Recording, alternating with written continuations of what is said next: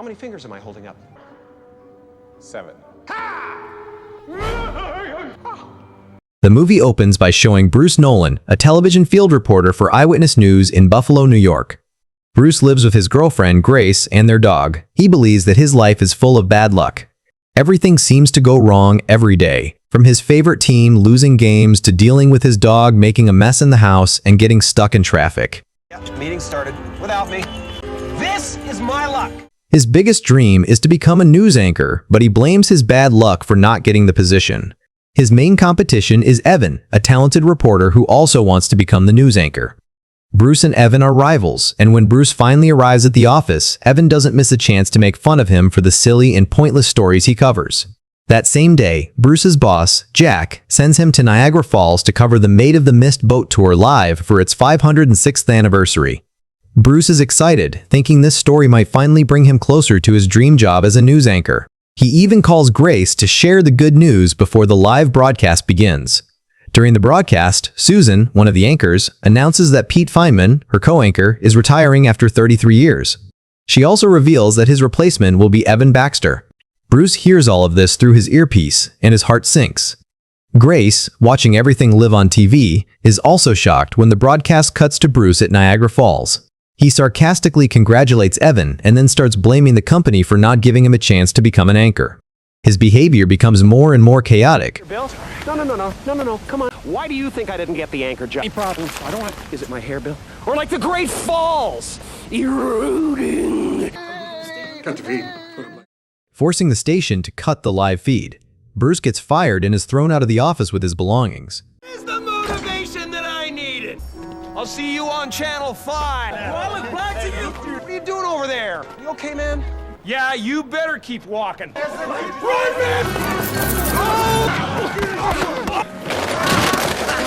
what I get trying to help someone. Just get a clue. That night, Grace tries to calm Bruce down, telling him that God must have a different plan for him, but this only makes Bruce angrier. He blames everything on God, saying that if God really wanted to fix his life, he could do it in 5 minutes. Instead, it feels like God is helping Evan succeed. Frustrated and angry, Bruce lashes out at Grace and storms out of the house. While driving away in his damaged car, he angrily prays to God, asking for a sign or some direction in his life. In response, he begins seeing multiple stop signs on the road, but he ignores them all. Distracted and upset, he hits a pothole and crashes his car. Fortunately, Bruce is not hurt, but he starts cursing God, blaming him for everything, and even saying that God should be the one getting fired for not doing his job properly. In the middle of his rant, Bruce's phone rings with a call from a random number, but he ignores it.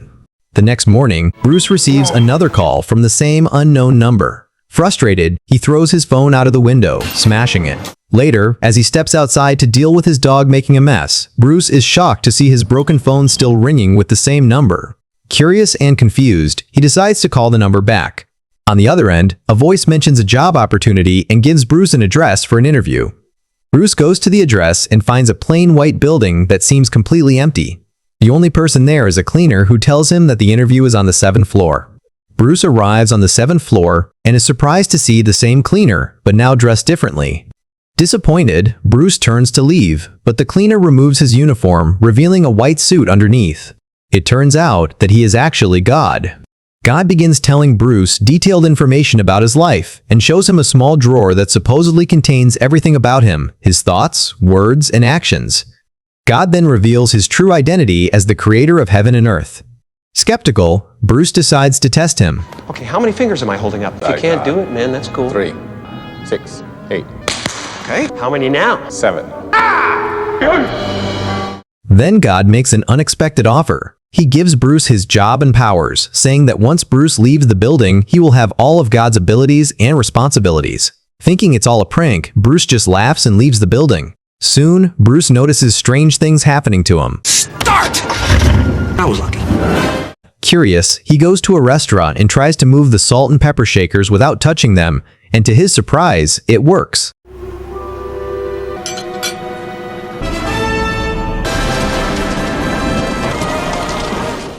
Suddenly, God appears and takes Bruce for a walk. He explains the 2 main rules of being God.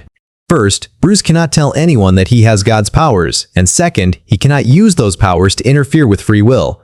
As they walk and talk, Bruce looks down and realizes that he is actually walking on water. Shocked, he turns to God for answers, but God simply smiles and leaves, saying he is going on vacation and that it is now up to Bruce to handle all of God's responsibilities. Bruce begins enjoying his new powers.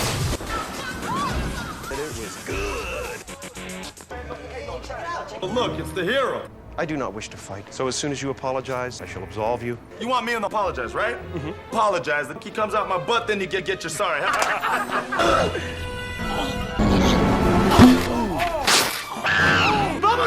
Let's go. That night, Bruce returns home with a bouquet of rare flowers for Grace to impress her even more. He uses his powers to clear the sky, making the moon and stars appear bigger and brighter. Grace is amazed, and the two share a romantic night together. The next morning, Grace watches the news and learns that many people were injured by a tsunami. At the same time, Bruce suddenly starts hearing countless voices in his head. They are prayers from the victims of the disaster. Ignoring the voices, Bruce gets ready to go to the office to get his job back. On the way, he uses his powers to get a fancy car and clear the traffic. He arrives at a crime scene before anyone else and films a report as the police discover a body. Impressed, Bruce's boss quickly gives him his job back. Using his powers, Bruce starts creating news events just so he can report them first, like making an asteroid fall from the sky. His popularity soars, and he becomes a highly successful reporter. Soon, his face appears on billboards with the title, Mr. Exclusive. Bruce goes to the office and decides to ruin Evan's live broadcast. Buffalo PD surfaced. What about the chip? In other news.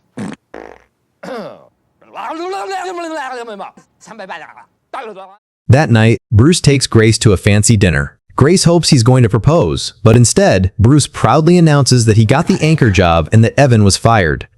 Disappointed, Grace tries to hide her feelings. Suddenly, Bruce starts hearing countless prayers again and can't focus on anything. Overwhelmed, he steps out of the restaurant, closes his eyes, and finds himself on top of Mount Everest, face to face with God. God questions Bruce about how many people he has actually helped since gaining his powers. Bruce admits that he can't handle all the prayers. God tells him to stop ignoring them and to truly listen.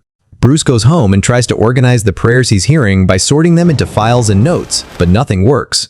Frustrated, he decides to put all the prayers into a list on his computer. To his shock, he finds over 1 million unread prayers.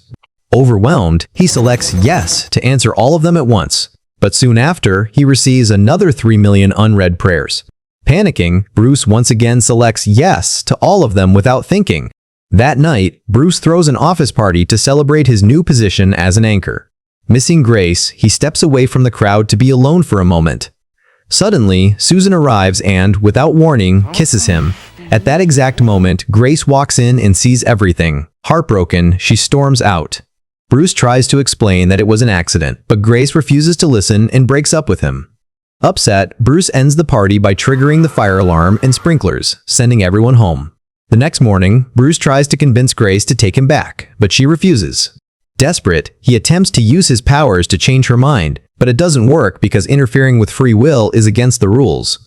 Meanwhile, chaos erupts around the world because Bruce answered yes to everyone's prayers. Millions of people who prayed to win the lottery end up winning, but the prize becomes so small that they begin protesting. The asteroid Bruce created also causes power outages and other problems, making things even worse. Amid all this chaos, Bruce prepares to deliver his first live broadcast as an anchor. His boss informs him that the whole town is in chaos. Realizing it's all because he carelessly answered yes to every prayer, Bruce begins to panic. He leaves the live broadcast and rushes outside, shocked to see the entire town in disorder.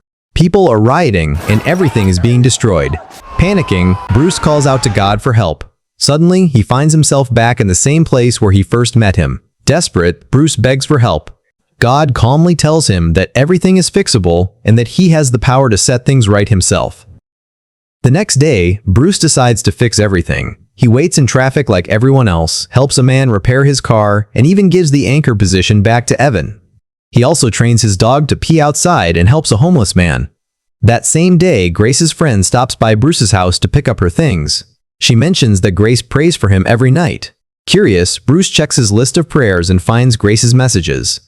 Suddenly, he hears a live prayer from Grace. He listens as she prays to forget him because despite everything, she still loves him and doesn't want to get hurt again.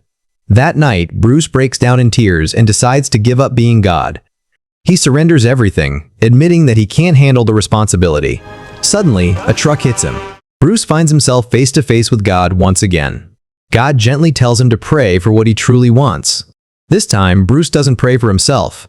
Instead, he prays for Grace's happiness, even if it means she won't be with him. Pleased, God grants his prayer instantly. Bruce wakes up on the road, being treated by paramedics. Later, he regains consciousness in a hospital bed, with Grace by his side, relieved and overjoyed. They embrace, and Grace finally forgives him.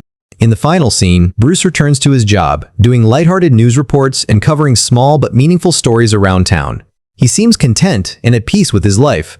During one of his reports, he surprises everyone by announcing on camera that Grace is going to be his wife. As the movie ends, the homeless man Bruce helped earlier is revealed to be God in disguise, smiling knowingly. Don't forget to subscribe for more videos like this, turn on notifications, and leave a like to support the channel. Thank you for watching.